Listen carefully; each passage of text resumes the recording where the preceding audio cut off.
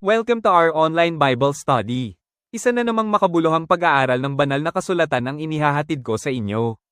Ako po si Pastor Erwin B. Dabanden, nagsisikap na ibahagi sa inyo ang salita ng Diyos sa pamamagitan ng Panginoong Hesus. Ang teksto natin ngayon ay pinamagatan kong Naalala ng Diyos si Noe. Nawa ay nasa mabuti kayong kalagayan saan man kayo naroroon. Basahin natin ang Genesis Kapitulo 8 versikulo 1. At naalala ng Diyos si Noe, ito ang sentro ng buong chapter. Hindi, naalala ni Noe ang Diyos. Kundi, naalala ng Diyos si Noe. At ngayong araw, pag-uusapan natin ang tatlong katotohanan mula sa Genesis Kapitulo 8. Naalala ng Diyos si Noe. Part 1. Hindi nakakalimot ang Diyos sa kanyang bayan, Genesis Kapitulo 8 versikulo 1 hanggang 5. Isa. At nalaala ng Diyos si Noe, at ang lahat ng may buhay, at ang lahat ng hayop na kasama niya sa sasakyan, at nagpahihip ang Diyos ng isang hangin sa ibabaw ng lupa, at hamupa ang tubig. 2. Natakpan din ang mga bukal ng kalaliman at ang mga dunggawa ng langit, at napigil ang ulan sa langit. 3. At hamupang patuloy ang tubig sa lupa, at kumati ang tubig pagkaraan ng 150 araw. 4. At sumadsad ang sasakyan ng ika-7 buwan ng ika-17 araw ng buwan sa ibabaw ng mga bundok ng Ararat.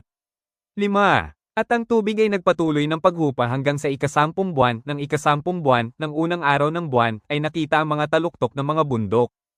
At naalala ng Diyos si Noe at ang lahat ng hayop. Mga kapatid, ang salitang naalala sa Hebreo ay zakar. Hindi ibig sabihin nito na nakalimutan muna ng Diyos si Noe tapos biglang naalala.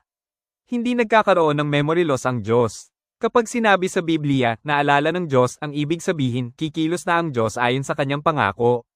Panahon na ng kanyang pagkilos. Ito ang sitwasyon ni Noe.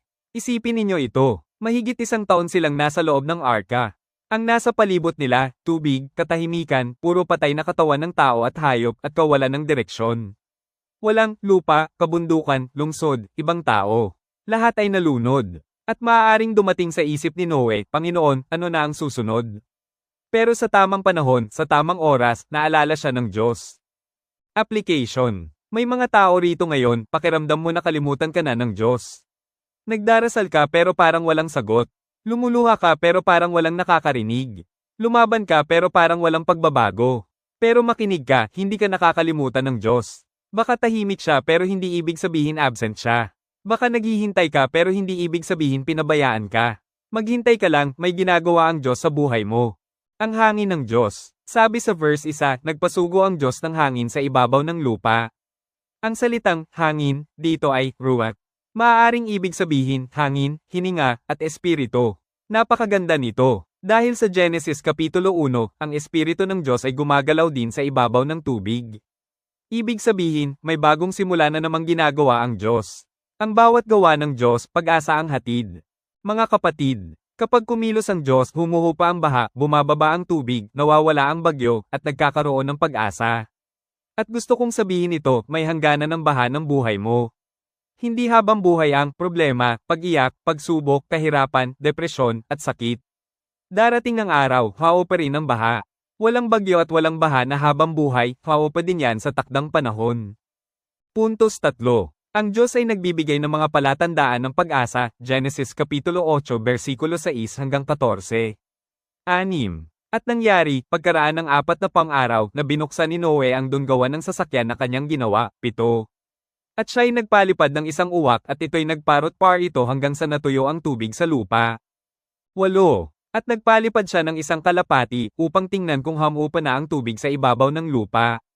9. Datapwat hindi nakasumpong ang kalapati nang madapuan ng talampakan ng kanyang paa, at nagbalik sa kanya sa sasakyan, sapagkat ang tubig ay nangasa ibabaw pa ng buong lupa, at iniunat ang kanyang kamay at hinawakan, at ipinasok niya sa sasakyan. 10. At naghintay pa ng muling 7 araw, at muling pinalipad ang kalapati sa labas ng sasakyan, 11.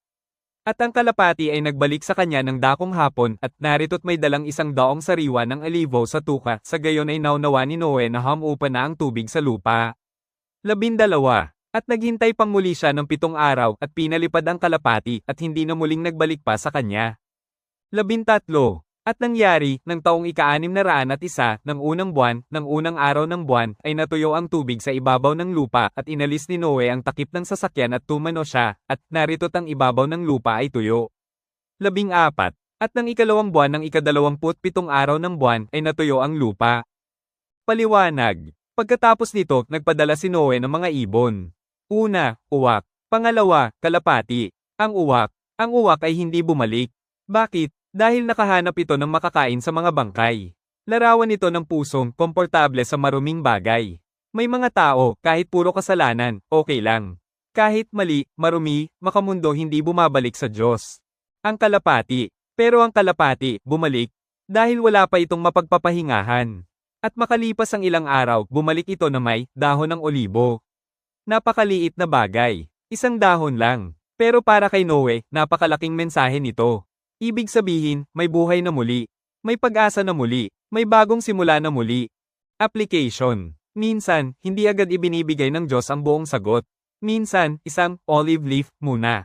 Maliit na sign lang. Maliit na breakthrough. Maliit na pagbabago. Maliit na provision. Maliit na himala. Pero sapat para sabihin, anak, kumikilos ako.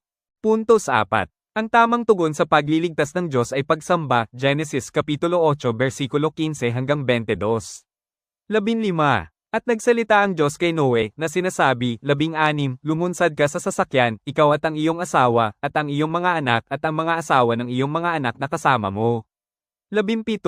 Ilabas mong kasama mo ang bawat may buhay na kasama mo sa lahat ng laman, ang mga ibon, at ang mga hayop, at ang bawat nagsisiusad na umuusad sa ibabaw ng lupa, upang magsipanganak ng sagana sa lupa, at magpalaanikan, at mangagsidami sa ibabaw ng lupa. 18.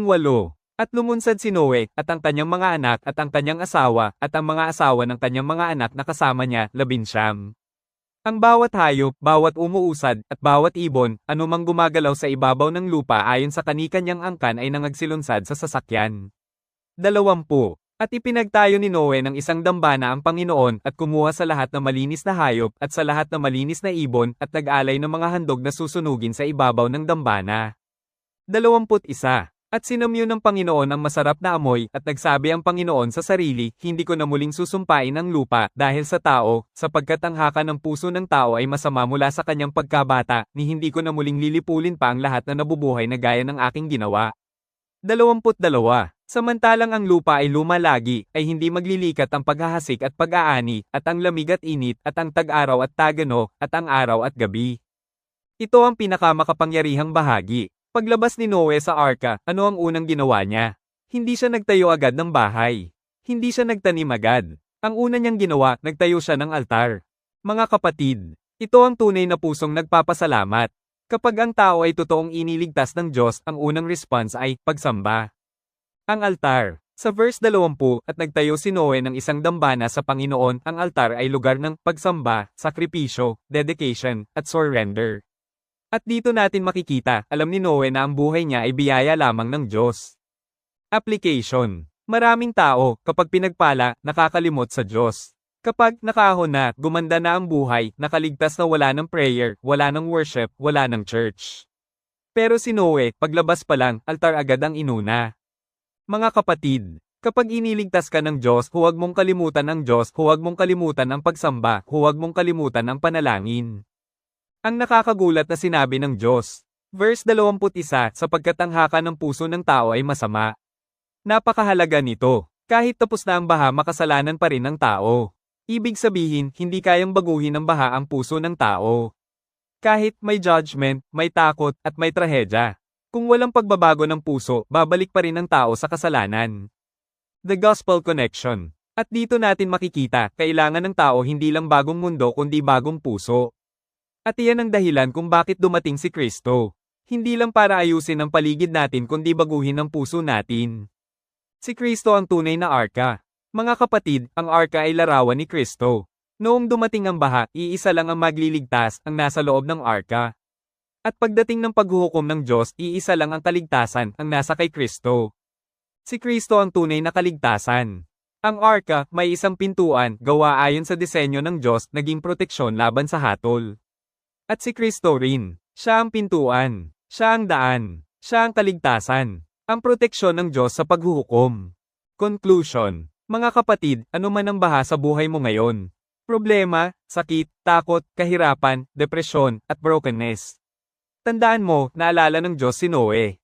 At kung naalala ng Diyos si Noe, kaya ka rin niyang alalahanin. Hindi siya nakakalimot. Final appeal. Baka may tao rito, matagal nang pagod. Matagal nang umiiyak. Matagal nang naghihintay. At parang pakiramdam mo, nakalimutan ka na ng Diyos. Pero pakinggan mo ito, hindi ka nakakalimutan ng Diyos. May tamang panahon ang Diyos. May tamang oras ang Diyos. May olive leaf na paparating. May paghupa ng baha na paparating. May bagong simula na paparating. Closing prayer. Panginoon, maraming salamat sa iyong salita.